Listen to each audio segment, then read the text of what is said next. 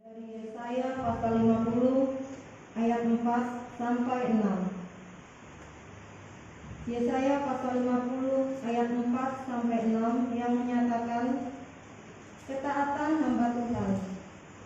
Tuhan Allah telah memberikan kepadaku lidah seorang murid, supaya dengan perkataan aku dapat memberi semangat baru kepada orang yang letih lesu.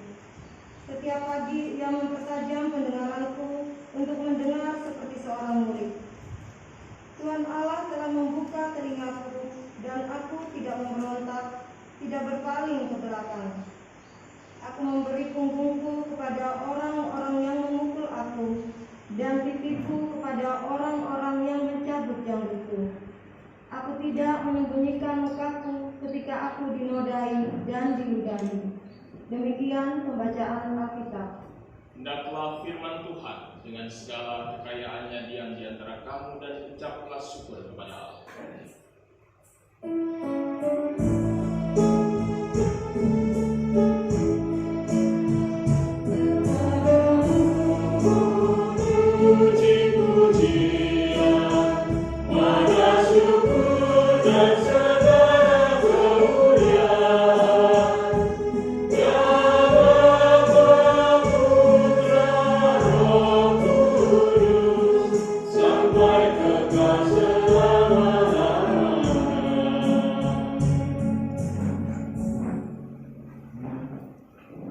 Bapak, Ibu, Saudara, anak-anak yang terkasih dalam Tuhan Yesus Kristus, istilah atau sebutan hamba Tuhan tentunya bukan sebutan atau istilah yang asing buat kita. Buat orang Kristen khususnya, istilah ini seringkali kita dengarkan dalam berbagai kegiatan, dalam berbagai acara. Biasanya, kalau kita dengar istilah hamba Tuhan, selalu yang kita pikirkan adalah istilah ini dihubungkan dengan para pelayan-pelayan Tuhan. Apakah dia pendeta, atau dia seorang pastor, atau dia seorang gembala, dan lain-lain. Jadi seringkali kita menghubungkan istilah hamba Tuhan dengan sosok-sosok yang kita kenal sebagai pelayan-pelayan Tuhan tersebut. Nah, Bapak Ibu Saudara, ternyata dalam tradisi perjanjian lama itu paling tidak ada dua makna atau dua hubungan makna yang menghubungkan istilah hamba Tuhan ini. Yang pertama kita lihat di dalam Mazmur 135 ayat ke-14. Di situ hamba Tuhan dihubungkan dengan orang-orang saleh. Artinya orang-orang yang saleh, orang-orang yang suci, orang-orang yang kudus, orang-orang yang dikuduskan Tuhan, itu disebut sebagai hamba-hamba Tuhan. Nah, yang kedua, hamba Tuhan juga bermakna seluruh Israel. Itu yang dikatakan dalam Yesaya 41 ayat yang ke-8. Jadi ada dua makna ini. Yang pertama, orang-orang saleh disebutkan di dalam kitab Mazmur 135 ayat 14, dan juga Yesaya 41 ayat 8 itu mengatakan bahwa hamba-hamba Tuhan itu adalah seluruh bangsa Israel. Namun selain dari dua ini juga mungkin kita pernah atau sering mendengar bahwa kalau kita lihat atau kita baca dalam Alkitab, istilah hamba Tuhan juga seringkali dihubungkan dengan Tuhan Yesus secara khusus, begitu ya.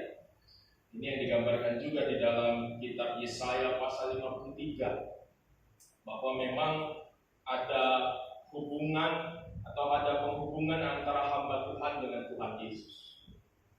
Nah, artinya bahwa dengan berbagai sebutan ini, dengan berbagai relasi atau hubungan yang mengartikan siapa itu hamba Tuhan, tidak ada yang salah dengan itu semua. Tidak ada yang kemudian mengatakan ini yang paling benar dari pernyataan itu semua. Karena memang sosok hamba Tuhan bisa dimaknai dengan makna-makna yang tadi disampaikan. Sehingga kita tidak perlu mempersoalkan pemaknaan yang mungkin berbeda tentang hamba Tuhan ini. Nah, hari ini lewat firman Tuhan kita memang tidak akan berfokus kepada siapa itu hamba Tuhan dan ya sebutan untuk siapa itu hamba Tuhan. Tetapi fokus yang kita lihat di dalam bacaan firman Tuhan hari ini mau mengingatkan kita sikap dan sifat yang harus dimiliki oleh sosok hamba Tuhan itu sendiri. Siapapun dia. Kan kalau mungkin nanti kita semua bisa merenungkan, hamba Tuhan ini pun bisa dianalogikan atau dihubungkan dengan diri kita masing-masing. Saya dan Bapak Ibu Saudara, anak-anak semua adalah hamba-hamba Tuhan. Sehingga saat kita kemudian mendengarkan firman Tuhan hari ini, artinya firman Tuhan hari ini juga diperuntukkan bagi kita semua hari ini yang hadir. Bagi semua yang mengaku percaya kepada Tuhan Yesus. Bagi semua orang yang benar-benar mendedikasikan hidupnya untuk beriman dan percaya kepada Tuhan Yesus. Nah, dengan pemahaman itu kita akan juga merenungkan bahwa firman Tuhan ini juga bermakna buat kita. Juga punya pesan buat kita. Mengingatkan kepada kita tentang sifat dan sikap yang harus kita miliki di dalam kehidupan kita sehari-hari. Saya mencatat ada 3 sifat dan sikap yang harus dimiliki berdasarkan firman Tuhan hari ini. Yang pertama, Bapak Ibu Saudara, seorang hamba Tuhan dikatakan di dalam menurut ayat yang keempat ini, dia harus menempatkan dirinya sebagai seorang murid. Ya kan ada dua kali kata murid disebutkan dalam ayat 4. Yang juga saya simpulkan sebagai sebuah pesan bahwa seorang hamba Tuhan itu harus menempatkan dirinya seperti seorang murid. Kira-kira apa tugas seorang murid? Tugas seorang murid itu terus belajar. Nantinya bahwa kalau kita memahami tugas seorang murid adalah terus belajar, terus memperlengkapi diri, artinya bahwa kita pun harus melakukan itu dalam kehidupan kita. Terus belajar untuk mengenal Tuhan. Terus belajar untuk lebih dekat kepada Tuhan. Karena proses untuk terus dekat, terus percaya kepada Tuhan itu adalah sebuah proses yang tidak akan pernah berhenti sampai kita nanti meninggal dunia. Yang harus kita lakukan terus-menerus belajar, terus-menerus memperlengkapi diri kita supaya iman kita ini kuat, supaya kalau kita juga menjalankan tugas dan tanggung jawab pelayanan kita juga bisa memberikan yang terbaik. Sehingga kita semua ini tidak mudah diombang-ambingkan dengan berbagai ajaran-ajaran yang ada di sekitar kita. Karena kita selalu diingatkan di dalam kehidupan kita ini mulai dari hadirnya jemaat Kristen mula-mula sudah ada begitu banyak tantangan, sudah ada begitu banyak ajaran-ajaran yang mempengaruhi kehidupan beriman orang-orang percaya. Bahkan sampai detik ini pun ini akan terus terjadi dalam kehidupan kita. Sehingga kalau kita tidak punya iman yang kuat, kita tidak punya dasar yang kuat, gampang saja kita akan terpengaruh. Gampang saja kemudian kita berpaling dari Tuhan. Sehingga pesan ini mengingatkan kita terus belajar, terus memperlengkapi diri. Dengan kata lain juga ya Bapak-Bapak Ibu Saudara, ayat ini juga atau pesan ini mengingatkan kita yang selanjutnya adalah jangan pernah berputus asa dengan kekurangan kita. Kita semua tahu bahwa kita ini kan punya kekurangan. Dan kadang-kadang kekurangan itu yang kita jadikan alasan untuk tidak kita memberikan diri kita buat Tuhan. Kekurangan itu kemudian kita pakai jadi senjata untuk kemudian terus-menerus tinggal dalam kehidupan kita yang seperti ini. Sudah nyerah, disuruh maju nggak mau. Ya sudahlah, begini-begini sajalah hidup saya. Kadang-kadang kita dengar atau kita juga alami, bahkan kita mungkin lakukan itu dalam kehidupan kita. Hingga hidup kita ya begini-begini saja. Hidup kita ini nggak bisa maju, hidup kita nggak bisa berkembang karena kita sendiri yang kemudian menempatkan diri kita nggak mau terus maju, kita nggak mau terus belajar, kita putus asa mengatakan sudahlah. Inilah hidup saya nggak bisa apa-apa lagi. Saya ambil contoh sederhana Bapak Ibu. Ini mungkin contohnya ini dari dunia akademis. Bapak Ibu, beberapa tahun yang lalu ada sosok, bahkan mungkin sampai sekarang banyak dikenal orang, namanya Profesor Yohanes Surya. Mungkin Bapak Ibu pernah lihat atau mungkin nanti bisa di googling di internet siapa Yohanes Surya, yang kemudian dia mendirikan Surya Institute. Biasanya Profesor Yohanes Surya ini punya tugas itu untuk mendidik, kemudian mendampingi anak-anak sekolah untuk mereka nantinya mengikuti Olimpiade internasional, baik itu matematika, IPA dan lain-lain. Nah, suatu ketika Profesor Yohanes Surya ini memikirkan sesuatu berkaitan dengan kondisi anak-anak sekolah yang ada di Papua. Dia berpikir, dia kaji, kok sepertinya ini tidak tampak ada kemajuan begitu menurut dia, gitu ya. Sepertinya kok anak-anak tidak kemudian bisa menunjukkan prestasi, sehingga akhirnya dia membuat sebuah percobaan, Bapak. Karena dia yakini bahwa bukan karena anaknya itu yang bodoh, bukan karena anaknya yang nggak bisa maju, tapi ada sesuatu yang salah. Jadi dia kemudian mengambil, kalau nggak salah 2 orang anak begitu, umurnya sudah 15 tahun tapi masih kelas 5 SD. Dan itu kalau anak-anak seperti itu biasanya dipandang dalam kehidupan umum kan anak-anak bodoh begitu ya. Maaf, anak-anak yang mungkin pengetahuannya tidak bagus begitu, itu seringkali kita sebut kalau anak 15 tahun masih kelas 5 SD begitu ya. Dan Profesor Yohanes Surya kemudian mengambil anak ini, dibawanya ke Jakarta, dididiknya.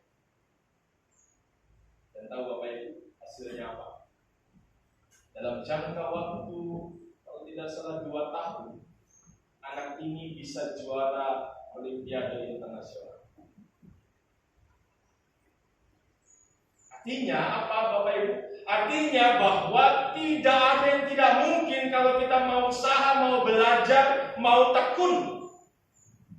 Demikian juga dalam kehidupan beriman kita. Kita juga akan terus bisa maju, terus akan berkembang kalau kita mau membuka diri kita. Kalau kita mau untuk terus mau maju dan belajar terus. Tidak putus asa dengan apa yang kita miliki, tidak putus asa dengan kekurangan dan kelemahan kita, dan juga tidak cepat berpuas diri dengan kelebihan kita. Jadi penyakitnya manusia kita ini ada 2 paling tidak, seringkali putus asa dengan kekurangan kita, dan juga seringkali berpuas diri dengan kelebihan kita. Lebih sedikit saja sudah istilahnya merasa bahwa sudah hebat, sudah tahu segalanya, sehingga akhirnya nggak mau belajar lagi. Hari ini kembali saya katakan pesan pertama buat kita semua sebagai hamba-hamba Tuhan adalah untuk kita terus-menerus belajar menjadikan diri kita seperti seorang murid. Terus belajar. Kalau saya nggak tahu ini, saya harus pelajari, saya harus tanya. Jangan kemudian nggak tahu, bikin analisa sendiri, bikin kesimpulan sendiri yang kesimpulannya jadi salah. Atau kadang-kadang kita juga tanya kepada pihak yang salah sehingga informasinya juga seringkali salah yang kita terima. Jadi kita belajar. Yang pertama, kita semua harus jadi seperti seorang murid. Terus belajar dalam kehidupan kita. Ada istilah belajarlah sampai negeri Cina begitu. Itu kan menunjukkan bahwa memang proses belajar tidak akan pernah habis. Banyak hal baru dalam kehidupan kita. Ya ini yang kita alami sekarang kan Bapak Ibu, mungkin yang usianya sudah 40-50 tahun ke atas, ya dulu nggak pernah berpikir ada yang namanya handphone begitu kan. bisa berhubungan, berelasi dengan banyak orang di dunia manapun, kita bisa cari tahu apapun. Tidak pernah kita pikirkan, ternyata saat kita masih hidup ini, kita sudah menerima kemajuan ini, yang harus membuat kita belajar. Saya selalu ingatkan Bapak Ibu yang punya anak-anak, belajarlah untuk juga tahu menggunakan handphone kita, supaya kita bisa juga mengawasi anak-anak kita. Karena kalau nggak diawasi kan bahaya juga. Gitu ya. Jangan kemudian seringkali kan bilang, nggak bisa Pak Pendeta, saya ini gaptek, gitu kan. Nggak bisa belajar, akhirnya ya nggak mau belajar juga. Dibiarkan anaknya menggunakan handphone semaunya sendiri. Akhirnya ya yang negatif-negatif lah yang dilihat dan diambil dari handphone. Belajarlah terus. Jadikan diri kita seorang murid dalam berbagai macam hal dalam kehidupan ini. Yang kedua, Bapak Ibu Saudara, berdasarkan firman Tuhan masih di dalam ayat yang keempat, di sini dikatakan bahwa seorang hamba Tuhan itu harus bisa memberi semangat baru kepada orang yang letih lesu. Jadi kalau seorang hamba Tuhan itu tugasnya kasih semangat, bukan kemudian malah sebaliknya. Orang sudah semangat terus dikasih tahu udah nggak usah lah, begitu ya, kita ini nggak bisa, kita ini punya banyak kekurangan, nggak perlulah. Akhirnya semangatnya turun lagi. Nah, seorang hamba Tuhan harusnya nggak seperti itu. Seorang hamba Tuhan harus jadi orang yang memberi semangat kepada orang lain, orang yang bisa kemudian menyemangati orang lain menjalani kehidupannya. Bahkan secara lebih luas lagi saya simpulkan ayat ini mengatakan, atau pesan ini mengatakan, buat kita semua hamba Tuhan bukan hanya memberi semangat, tapi juga jadilah berkat dimanapun kita berada.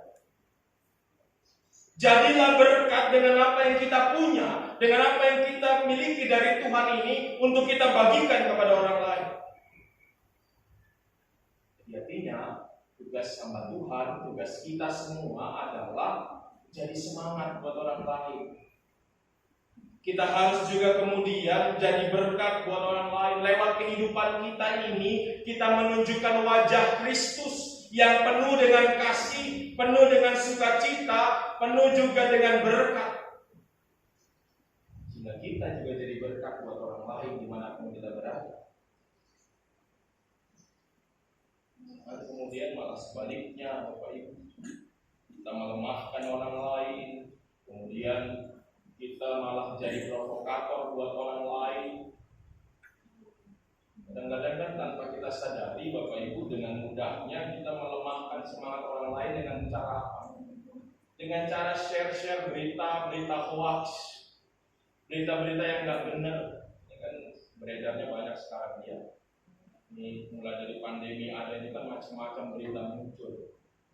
Termasuk berita-berita hoax, termasuk berita-berita bohong yang bisa melemahkan semangat orang. Artinya bahwa kita juga harus filter, kita harus juga pilih apa yang harus kita berikan, apa yang harus kita juga nyatakan di tengah-tengah kehidupan kita ini. Meskipun saya percaya nggak mudah. Misalnya Bapak Ibu, gimana kita kasih semangat kalau saya sendiri punya masalah? Gitu. Itu kan jadi pertanyaan kita kan. Gimana kita bisa kasih semangat orang kalau saya sedang punya banyak sekali pergumulan dalam kehidupan saya? Saya ngurus diri saya sendiri saja belum selesai. Ini yang juga kadang-kadang menjadi prinsip gereja juga. Semua masalah gereja belum selesai, ngapain kita ngurusin keluar gereja? Saya selalu masih ingat jawaban saya, Bapak Ibu, kalau ada yang bilang begitu. Jawaban saya, kalau ada yang mengatakan begitu, saya bilang, sampai Tuhan Yesus datang kembali, masalah dalam gereja akan selesai. Ada aja. Namanya orang banyak ini kan masalahnya pasti ada aja. Ribut lah, nggak puas lah, nggak senang lah sana sini. Padahal kita tahu kita diajarkan terus hidup dalam kasih, tapi ternyata kadang-kadang susah menyatakan itu. Sehingga mudah kita kemudian akhirnya ribut satu dengan yang lain, mudah akhirnya terpecah belah karena kita sendiri.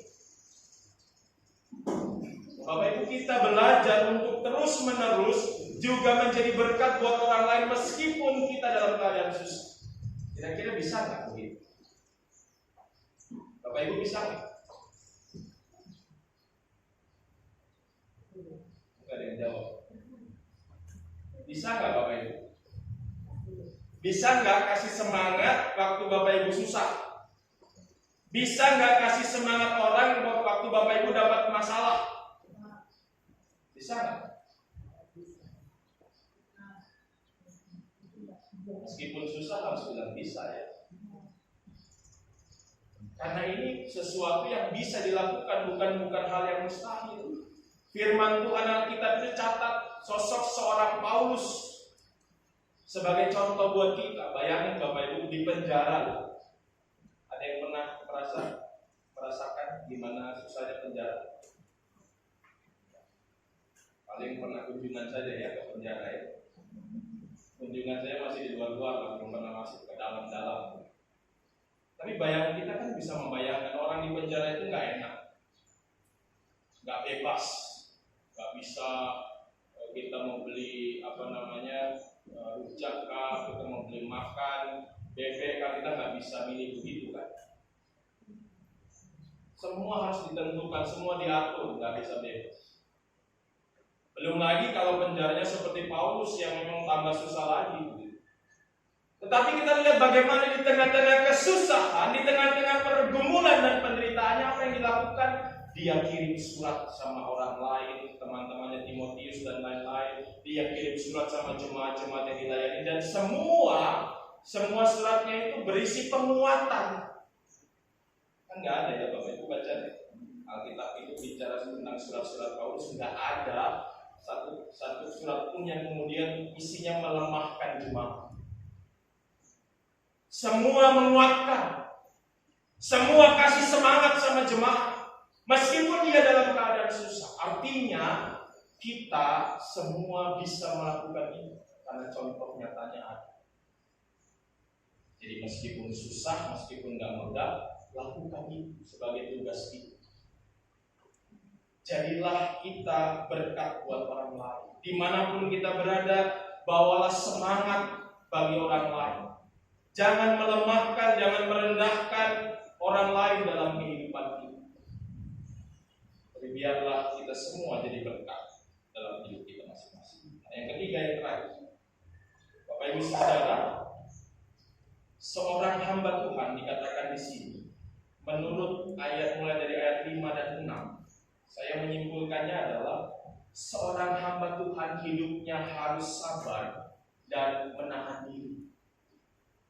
Kita lihat sama-sama kan di sini disebutkan tugas seorang hamba Tuhan itu nggak mudah. Dikatakan dalam ayat ke-6 itu ada yang memukul aku, ada yang mencabut jenggotku, ada yang menodai dan meludahi aku. Artinya ini gambaran bahwa tugas hamba Tuhan memang gak mudah. Sehingga butuh yang namanya kesabaran, butuh yang namanya menahan diri.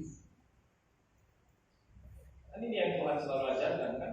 Dan Yesus bilang kalau kita mengampuni itu berapa kali? 70 kali 7. Artinya kesabaran kita memang meskipun ya ada istilah sabar itu ada batasnya, tapi berusaha tetap terus sabar meskipun ada orang yang kemudian tidak suka, ada orang yang kemudian mungkin dikatakan merendahkan kita, orang yang bahkan kemudian menyerang kita.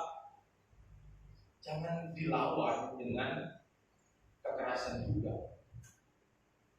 Tuhan Yesus ingatkan, kalau kamu ditampar pipi kanan, apa yang dibilang Tuhan Yesus? Kasih pipi kiri, bukan pukul kan? Tuhan Yesus nggak ngajarin pukul kan? Tuhan Yesus nggak ngajarin balas pukul.